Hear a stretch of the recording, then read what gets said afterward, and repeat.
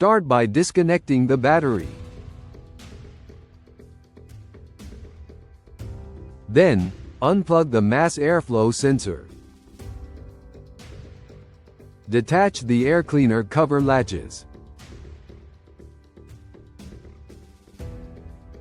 Use a 8mm socket to loosen this clamp. Remove this hose from the valve cover. You will simply slide a green tab, then pull the hose off here.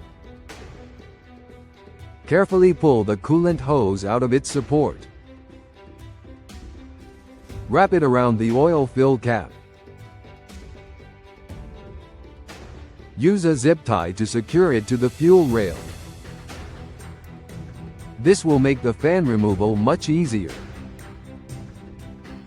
Now remove this air tube assembly. Now, remove the lower air filter housing. To do this, use a 8mm socket to remove these two screws. The lower housing can then be pulled out of these grommets. Detach the harness from the coolant fans. Use a pushpin tool to remove the push pins carefully. To unplug each cooling fan, press in on this tab, then unplug the connector. Route the harness out of the way as shown. Use a 8mm socket to remove the bolt on each side of the fan. Pull up to pull these slides out of their slot. Tilting the driver's side up, carefully route the cooling fan out of the vehicle. Put a 3/8 socket wrench or belt tool in this slot. Rotate it clockwise to release the belt tension and remove the belt. Use a 10mm socket to remove the alternator cable nut and cable. Unplug the alternator connector. Remove the alternator bolt and nut. The lower bolt can be removed with a 15mm extended socket from the front. The upper nut is removed the same way. The compressor needs to be pulled forward before the alternator can be removed. There are 3 bolts like this one holding the compressor to the engine. The entire bolt needs to be removed. In this case, 1 bolt stayed in when I removed the nut. To remove the bolt, I spun a second nut on the stud backwards. Then, I tightened the original nut up against the second nut as shown. I then used a 13mm wrench and turned this nut counterclockwise to remove the stud. Carefully use a pry bar here to push the compressor away from the block.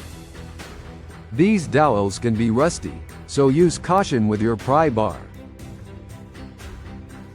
If you haven't already, remove the lower alternator bolt. Now you can carefully use a pry bar to pry the alternator away from its lower bracket. So, you have the lower alternator rotated away from the block. Then push the alternator toward the right wheel until the upper mount hole is off the upper bolt. To further explain the alternator mounting, this is where the lower alternator gets pushed away from the block. This, however, leaves the upper alternator mount hole secured by this stud. Therefore, you need to move the alternator in this direction until it has cleared this stud. You can now pull the alternator back this direction. Then guide the alternator up and out from the top. Use caution not to damage the radiator fins while removing the alternator. Compare your new alternator to the old alternator. Verify the connector and cable mount are the same. Verify the mounting holes are the same and they are in the same positions. Verify both pulleys have the same rib count and size. Verify both pulleys are the same diameter. Finally, verify the nut on the new pulley is tight. Do not install if there are differences. Contact your parts supplier and recheck the part number and application. If they are the same, install the new alternator. This video was created to be a supplement. It should not be used as a replacement for factory procedures.